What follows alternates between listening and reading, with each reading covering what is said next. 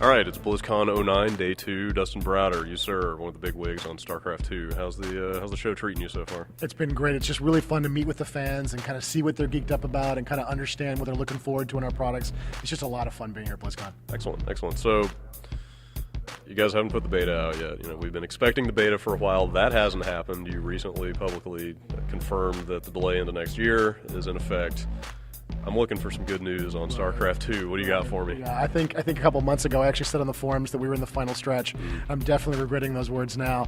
We're looking at trying to get something out at the end of the year at this point to the fans for the beta, but obviously we just missed this milestone. We just missed this deadline for the fans, so we don't really know what's going to happen. We're all working just as hard as we can to get something that's really high quality out to the fans so they can really test it for us and tell us even more about what's broken about the game, but we're working on it as fast as we can at this point. So you've had these pretty specific dates in the past in mind for when you would roll the beta out. What's it like internally when you guys kind of realize, you take a step back and you think, all right, we're not ready to push this out yet? Does that come from you? Is that from somewhere else in the development pipeline? Like who is in a boardroom or a conference room table arguing and like shouting at each other about what to do? I think it's really everybody at that point. Like we're all looking at the product, and there's usually a lot of arguments. Like, no, we can go with it. No, we can't.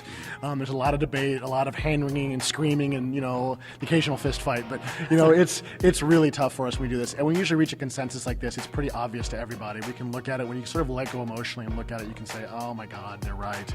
We're not ready. And so it's something that everybody comes around to after a while. Usually it's one brave soul who raises his hand and says, hey, just saying, I think we're not ready, right? And everybody will kind of scream about it and say, it's not true, we can do it.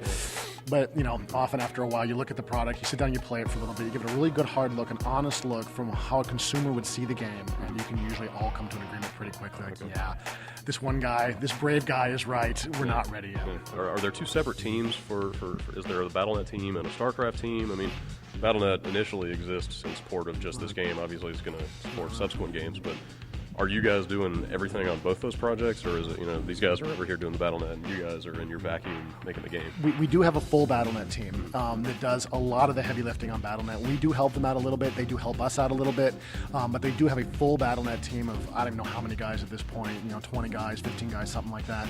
And those guys do provide the bulk of the really hard work, a lot of the hard network code, making sure the servers are all the right locations all over the world, all this kind of work to make sure that everything works. Okay. So you guys have said pretty candidly that Battle.net is basically what's holding up the beta and the release of the game. So Battle.net notwithstanding, the readiness of that product, forget about that. How do you feel about just the game, like the balance, the multiplayer, the units that are in?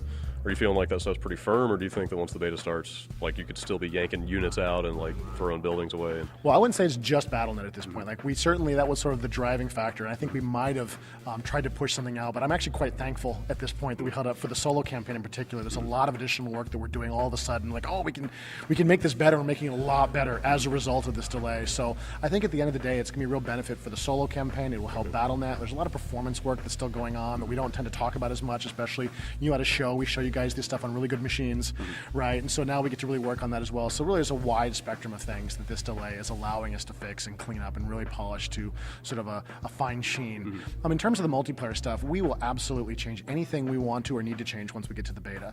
One of the things that that Blizzard has encouraged this team to do, that Rob Pardo, who's done a bunch of these betas before, has encouraged our team to do, is don't hold on too tight before you go into that beta, because the fans are going to show you stuff you cannot believe when they get a hold of your game. So, relax, be cool about it, do the best work you can, but when you go to that beta, if you find out your favorite unit is not good enough, cut it, change it, alter the balance, whatever you need to do. And so we're really waiting on that beta to see what happens. Certainly I think we're far better off than we've ever been before in any of our other games. Like Warcraft 3, according to the guys who worked on Warcraft 3, was not this solid in terms of its multiplayer. So I think we're a little ahead of the game in multiplayer, but that does not mean that we won't be willing to make changes, when the time comes. I mean, even still, recovering 100% of supply from buildings, might not be the best thing to do, right? Yeah, absolutely. So when you recover or when you salvage buildings, you get all the money back. Like, there's definitely some stuff in the game that I look at and go, really?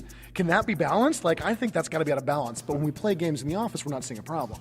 But, that's what beta's for. We'll go out with the beta, we'll show it to the fans, and they'll exploit these things or not, and we'll find out what's real and what's not real. Cool. So what sticks out in your mind so far with the single-player campaign that you're using this extra time for? I've heard some kind of scuttlebutt around the show, some of the like the in-between mission sort of research aspects. It sounds like maybe you guys aren't happy with some of that stuff. Can you give some examples of specifically what you're looking at? So we're looking at a lot of the story mode stuff, trying to make sure that it really works well together with the gameplay experience. Some of the story mode stuff and some of the mission stuff aren't really well connected together yet. We're trying to sort of connect those things together. So when you find stuff on maps, it's reflected in the environment in story mode, or we've got like research stuff that we're doing right now. The mechanics for those aren't really as interesting as we want them to be. So we're going to definitely look at changing up stuff all across the story mode space and try to make it really clean and really tight. The other thing we're doing right now is when you get into the story mode space, you can play this at the show here today, you suddenly find yourself up against 4 rooms, a whole bunch of new mechanics coming at you all at once, and in our play tests in the office, it's just a little overwhelming. So we're going to try to space that stuff out a little bit evenly over the course of the game so that you're getting rewarded more often with more interesting stuff throughout the game instead of getting one giant reward at mission 3 and then nothing else after that. It's kind of a mistake. Right. So just lots of polished stuff at this point that really sort of tighten the whole experience up. So one of your kind of Blizzard rock stars is Chris Metzen. He's all over this BlizzCon. He's kind of de facto MC. He's the big lore guy in all your games. I know he's involved with the WoW movie. Right. How much has he shaped or influenced the fiction and the storyline in StarCraft 2? Was he the big idea, the guy that kind of plotted out the story and you guys sort of filled in around it, or is it more of a collaborative thing? Well, Chris is one of the driving forces behind almost all of the lore that goes on in our games these days. And a lot more guys, as we've gotten bigger and bigger, more guys are stepping up and helping him out. But early on in StarCraft 2, he was the man sort of helping guide the vision and help create this game. We've got guys like Andy Chambers, myself, Rob Pardo, Nick Carpenter. All of these guys sat in with him in meetings and discussed what we were doing with the game and gave him feedback on it. But he was really sort of pushing where these characters were going, since he, was sort of the driving force behind these characters, back in the 90s when the original StarCraft and Brood War was made. So, yeah, he's had a very strong influence on this game, and his influence is still felt, even today as he starts to move out to other projects, and we see a little less of him than we did before. But he's, his presence is very firmly felt in this game, and he is the driving force behind a lot of the cool stuff in the game. Very cool. So, I guess lastly, I'm just curious, how are those Zerg and Protoss expansions coming?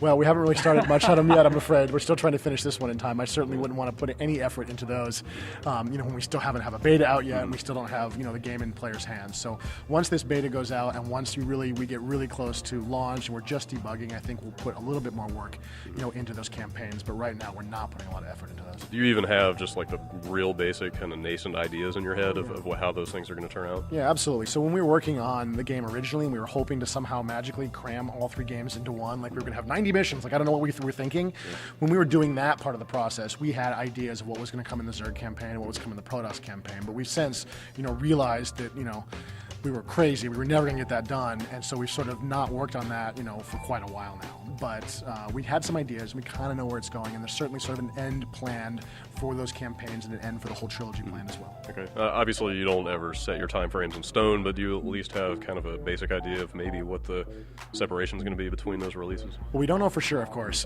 This game is a lot more complicated than any other game we've made before. We've learned a lot from making Wings of Liberty, and obviously we're hoping we can leverage those tools and all of that knowledge into speeding up this process for the next 2 games. If you look at what we've done in the past, it's about a year for us to make an expansion pack, right? Which is kind of how we're thinking of these games in terms of the amount of content for the players. So you got to figure it's probably going to be a little bit more than that, right? It's sort of a logical guess, but really at the end of the day, who knows? All right. Well, I guess I'm going to go back to biting my nails and holding my breath until this thing comes out. So thanks for your time. Hey, thank you very much.